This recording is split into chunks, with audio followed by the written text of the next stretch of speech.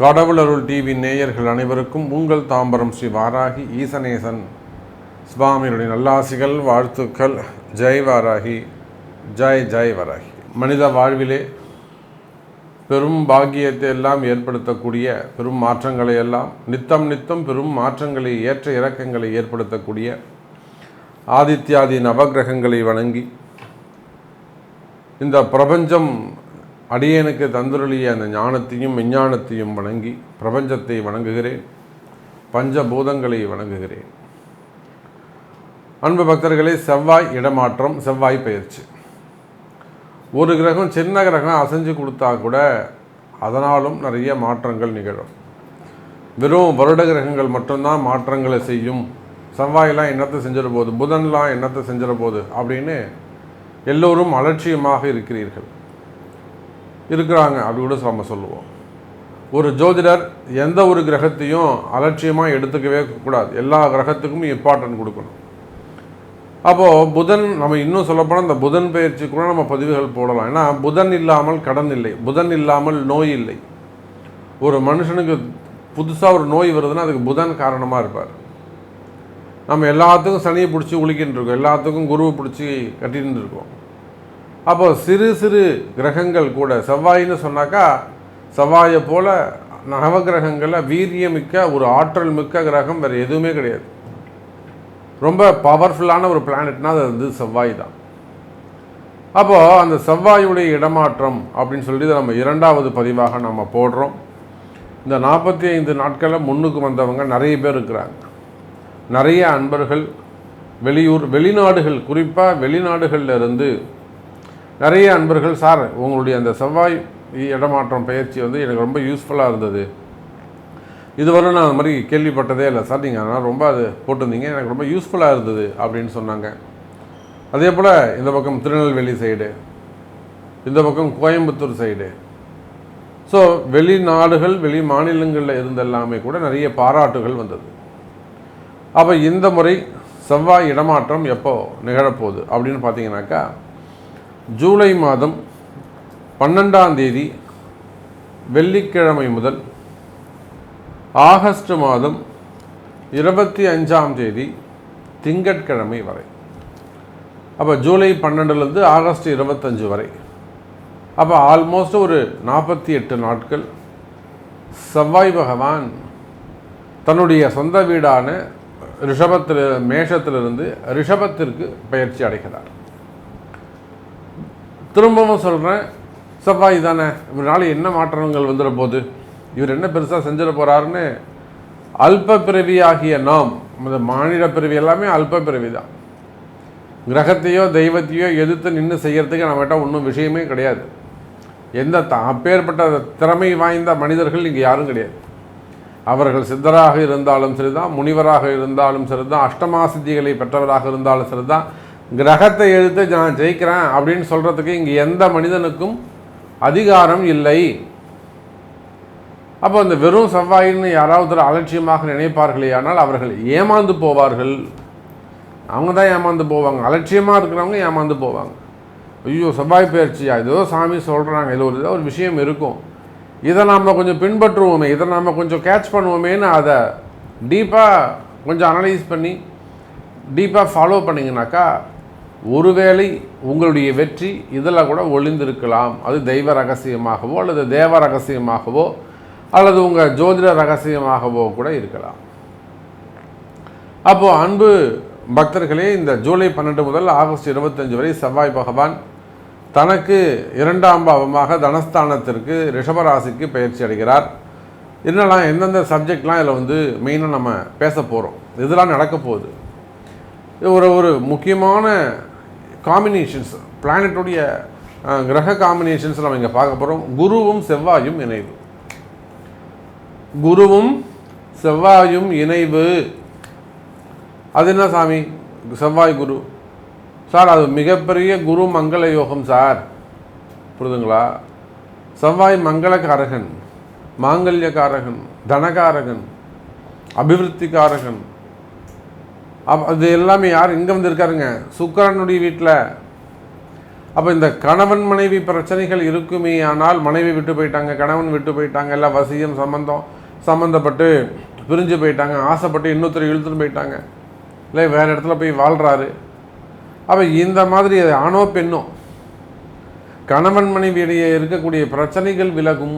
இது அதுக்கான பரிகாரங்கள்லாம் இந்த 45 நாட்களை செய்யணும். இதெல்லாம் ஜோதிட ரகசியம், இதெல்லாம் ஜோதிட சூக்ஷ்மங்கள். நான் அதுதான் சொன்னேன், எதையுமே நாம தான் புத்திசாலி, நீங்கள் அலட்சியமாக இருக்கக்கூடாது. சொல்கிறத அதை இன்னும் கூட நீங்கள் என்னை விட நீங்கள் இன்னும் ப்ரில்லியண்ட்டாக திங்க் பண்ணுங்கள், இன்னும் நீங்கள் சயின்டிஃபிக்காக திங்க் பண்ணுங்கள். நான் சொல்கிறது எந்த அளவுக்கு மேட்ச் ஆகுதுன்னு, உண்மையாக பொய்யான்னு கொஞ்சம் டீப்பாக அனலைஸ் பண்ணுங்கள், நீங்கள் பண்ணுங்கள். அப்போ இந்த செவ்வாய் பகவானை பொறுத்தவரையில் சுக்கிரனுடைய வீட்டுக்கு வருகிறார். செவ்வாயும் சுக்கிரனும் சேர்ந்தால் அதுவும் ஒரு மகாலட்சுமி யோகம், அதுவும் ஒரு வீரம், தைரியம். ஒரு வெறும் செல்வம் மட்டும் இருந்தால் போறாது, செல்வத்துக்கு வச்சு காப்பாற்றுறதுக்கு ஒரு தைரியமும் ஒரு வீரமும் வேண்டும்.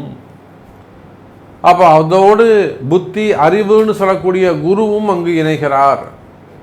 அப்போ நல்ல அறிவு இருக்குது, நல்ல புத்தி இருக்குது, நல்ல குணங்கள் இருக்குது, அதோட கூட நல்ல பணங்காசு இருக்குது. இதெல்லாம் வச்சு காப்பாற்றுறதுக்கு தைரியமும் வீரமும் இங்கே பிறக்கின்றது. அப்போ தனம், தானியம், தைரியம், இந்த 3 சம்பத்துக்களும் இந்த 3 சொத்துக்களையும் தரக்கூடிய அதி அற்புதமான 48 நாட்கள், ஜூலை 12 முதல் ஆகஸ்ட் 25 வரை. இது 12 ராசிக்கும் நடக்க போகுது, இல்லை ஒரு ராசிக்கும் உங்களுக்கு என்ன நடக்க போகுது. ரிஷபத்துக்கு வராருன்னு நாம் சொல்லிட்டோம். மெயினாக சகோதர ஒற்றுமை கிடைக்கும். உடன் பிறந்தவங்களோட, அதாவது அப்பாவாக இருக்கலாம், அப்பா, சித்தப்பா, பெரியப்பா, மாமா, அத்தைங்க, அல்லது உடன் பிறந்தவங்க, முன்ன பின்ன இவங்கள்ட்ட ஏதேனும் கருத்து வேறுபாடுகளோ வம்பு வழக்குகளோ சண்டை சச்சரவுகளோ இருக்குமே ஆனால், அந்த மாதிரியான சண்டை சச்சரவுகள்லாம் இருக்குமே ஆனால் அதெல்லாம் கூட விலகி சகோதர ஒற்றுமை ஏற்படுவதற்கு வாய்ப்புகள் உண்டு. போச்சுனாக்கா பூமி சார்ந்த விஷயங்கள், மெயினாக இந்த செவ்வாயை சொல்லும்போது பூமி சார்ந்த விஷயங்கள், மெயினாக கனிம வளங்கள், கல் குவாரிகளாக இருக்கலாம், குவாரிக்கு வச்சு நடத்தக்கூடியவங்க, எம்சான் வச்சு நடத்தக்கூடியவர்கள், அப்புறம் அந்த க்ரஷர்ஸ் வச்சு நடத்தக்கூடியவங்க, ரோடு கான்ட்ராக்ட்ஸ் ஜாப் எடுத்து செய்யக்கூடியவங்க. ஏன்னா இவங்களாம் பூமியை தோண்டி நம்ம கனிம வளங்களை எடுத்து, அதே போல் விவசாயம், அதுவும் பூமி சார்ந்த தொழில்கள் தான். நான் ஒரு க்ரஷர் வச்சுருக்க சாமி, என்னால் நடத்த முடியல, எனக்கு யாருக்கா கொடுத்துடலான்னு இருக்கேன். அந்த பூமி உங்களுக்கு ஒத்து வருதான்னு பார்க்கணும். இத்தனை நாள் வரலாம், அந்த பூமி தான் உங்களுக்கு சோறு போட்டிருக்கும், அந்த பூமி தான் உங்களை வாழ வச்சுருக்கும், அந்த பூமி தான் உங்களுக்கான ஒரு அடையாளத்தை கொடுத்து நல்ல உயர்ந்த ஸ்தானத்தில் கொண்டு போய் உங்களை உட்கார வச்சுருக்கோம். இன்றைக்கி உங்களால் அது முடியல, அது ஜோதிட ரகசியம், அது கால நேரம் சூக்ஷ்மம். அப்போ அந்த மாதிரி உங்களுக்கு பிரச்சனை இருந்ததுன்னா அதெல்லாம் கூட வின் பண்ணுறதுக்கான வழிகள் உண்டு. சாமி நீங்கள் சொன்னீங்க என்னால் நடத்த முடியல, ஒரு க்ரஷர் வச்சுருக்கேன் என்னால் நடத்த முடியல, ஒரு காரி வச்சுருக்கேன் என்னால் நடத்த முடியல, நான் கொடுத்துடலான்னு இருக்கேன், இது பாருங்கள், பார்த்து சொல்லுங்கள். அப்போ அந்த மாதிரியான கனிம வளங்கள், விவசாயம், அதே போல் முட்டாள்தனமான முடிவு. ஏன்னா செவ்வாய் வேகம், நான் என்ன பண்ணிட்டேன்னு எனக்கே தெரியல சாமி, முட்டாள்தனமாக ஒரு முடிவு பண்ணிட்டேன். யாரோ ஒருத்தர் வந்தாங்க, அவன் பேச்சை கேட்டேன், மொத்தத்தையும் காலி பண்ணிட்டு போயிட்டான், டோட்டலாக எல்லாத்தையும் ஸ்பாயில் பண்ணிட்டு போயிட்டான் சாமி அப்படின்னு சொல்லக்கூடிய விஷயங்களாக முட்டாள்தனமான முடிவுகள், முன்கோபம், மொத்தமாக ஏமாற்றம். எதை செய்தாலும் ஒரு ஏமாற்றமாக இருக்குது. ஒரு குருவே இல்லை சாமி. இடப்பிரச்சனைகள், மெயினாக இட தோஷங்கள். நான் இப்போ தான் சொன்னேன், ஒரு இடம் நல்லா வாழ வச்சுருக்கோம், அதே இடம் அவனுக்கு இடன்னு இறக்கி கீழே கொண்டு வரும். அப்போ யாரோ ஒருத்தர் உள்ளே வந்துட்டு போயிருக்காங்கன்னு அர்த்தம், அல்லது அந்த இடத்துல ஏதோ ஒரு தோஷம் ஏற்பட்டிருக்குன்னு அர்த்தம். இல்லை அந்த இடத்துக்கு யாரோ ஒரு ஏவல் மூலமாக ஒரு பிரச்சனையை ஏற்படுத்தியிருக்கிறாங்க, அந்த பூமி உங்களுக்கான அதிர்ஷ்டம் போயிட்டுதுன்னு அர்த்தம். மீண்டும் அந்த அதிர்ஷ்டம் வேண்டுமா, அதுதான் அந்த இடதோஷ நிவர்த்தி. அப்போ இடதோஷ பிரச்சனைகள், சொத்து பிரச்சனைகள், இடம் வாங்கிறது, வீடு கட்டுறது, வீடு மனை அமைவது, மனைவி அமைவது, கல்யாணம், திருமணம், என்ன குரு மங்கள யோகம் தானே இது, திருமணம் அமைவது, அதே போல் காவல்துறை அதிகாரிகள், அரசு அதிகாரிகள், அரசியல் தலைவர்கள், சினிமா துறையை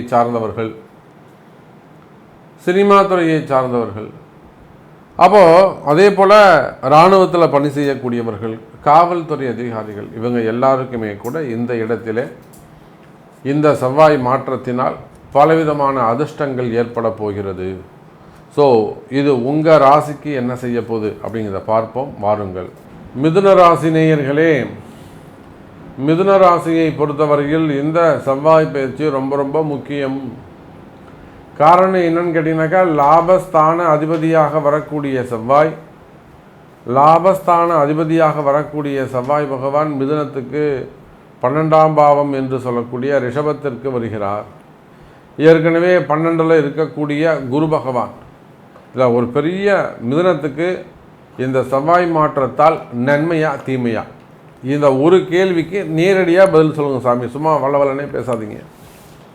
மிதுன ராசிக்கு இந்த செவ்வாய் மாற்றம் நன்மையா தீமையா?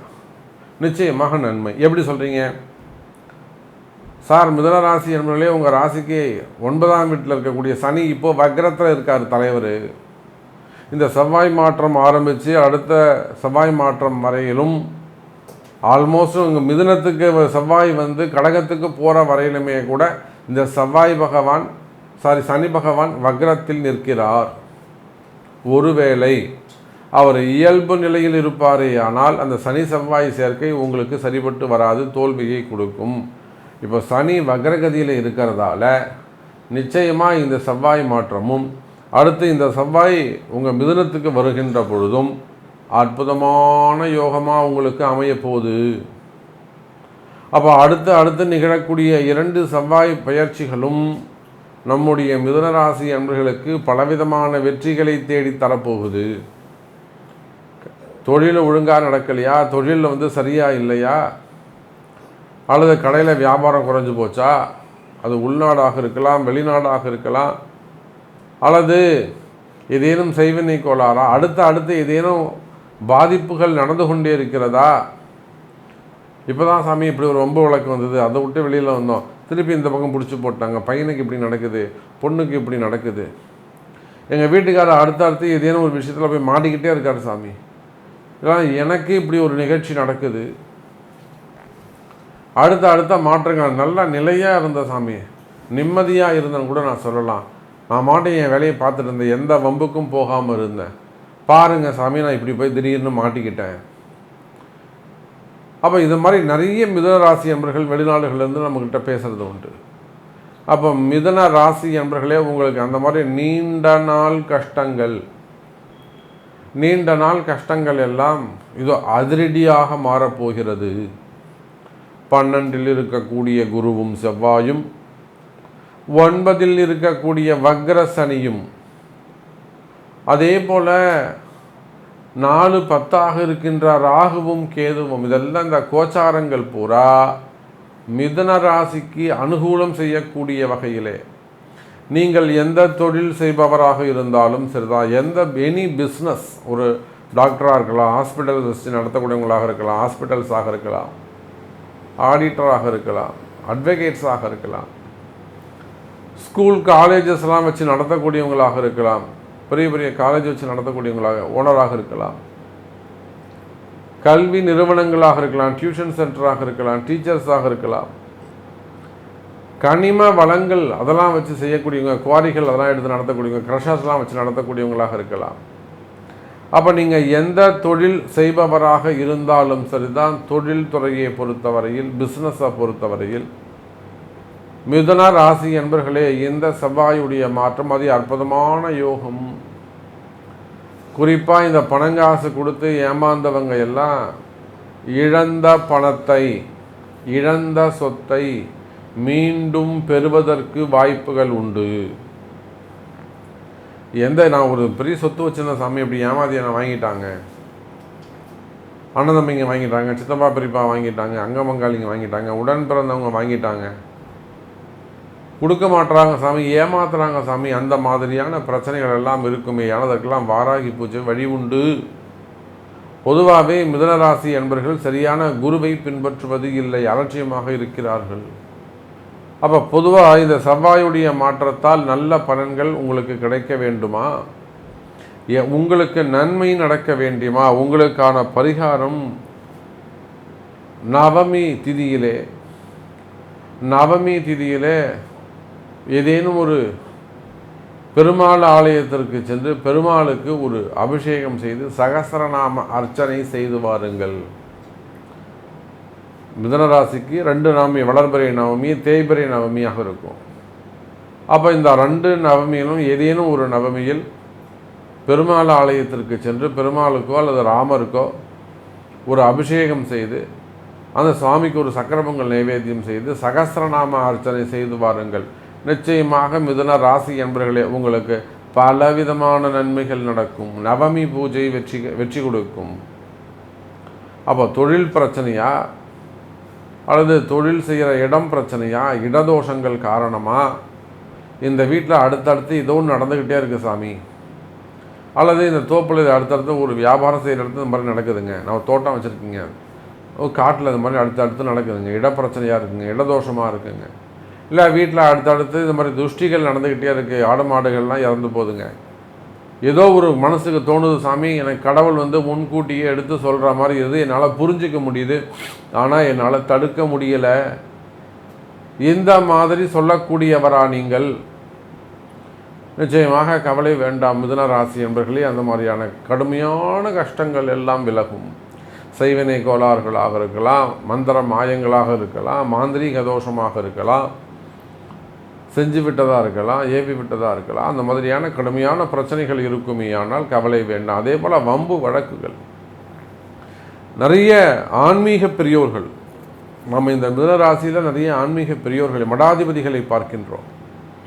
நமக்கு தெரிஞ்சு இந்த மிதுனராசியில் 2 மடாதிபதிகள் இருக்கின்றாங்க, ஆன்மீக பெரியோர்கள் இருக்கிறாங்க. அப்போ அவர்களுக்கு கூட நிர்வாகம் செய்வதிலே உடன் கூட இருக்கிறவங்களே சில சமயங்களில் அந்த ஆன்மீக பெரியவர்களுக்கு பிரச்சனைகள் ஏற்படுகிறது. இப்போ நாம் பார்த்தோம் எவ்வளோ பெரிய பிரச்சனையில் ஒரு மடாதிபதி போய் நம்ம கொஞ்சம் சிக்கலாக மாட்டினார். அவர் தப்பே பண்ணலைன்றது நமக்கு தெரியும், அவர் மிஸ்டேக்கே செய்யலைங்க அவரே. ஆனால் கால நேரம் அவர் ஒரு அழிக்க முடியாத ஒரு அழிவை ஏற்படுத்தி விட்டது. அப்போ அவர் செய்ய வேண்டிய தர்ம காரியங்களை செய்யவில்லைன்னு அர்த்தம்.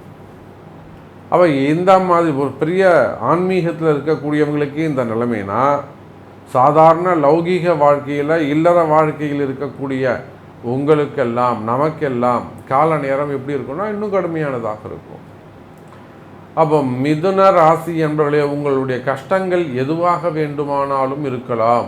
நான் அதுதான் தலைப்பே ஒரு 10 நிமிஷம் தனியாக சொல்லியிருக்கேன். கனிம வளங்கள்லேருந்து, கஷர்லேருந்து, கடன் பிரச்சனைகள்லேருந்து, பணங்காசு ஏமாந்தது, திருமண யோகங்கள், லேட் மேரேஜ், கல்யாணமே நடக்கலை, குடும்ப வாழ்க்கை பிரச்சனை, செய்வினை கோளாறு, உடல்நிலை ஆரோக்கியம், திடீர்னு ஆரோக்கிய குறைவு ஏற்படுவது, இது ஒரு 10 நிமிஷம் தனியாகவே பேசியிருக்கேன்.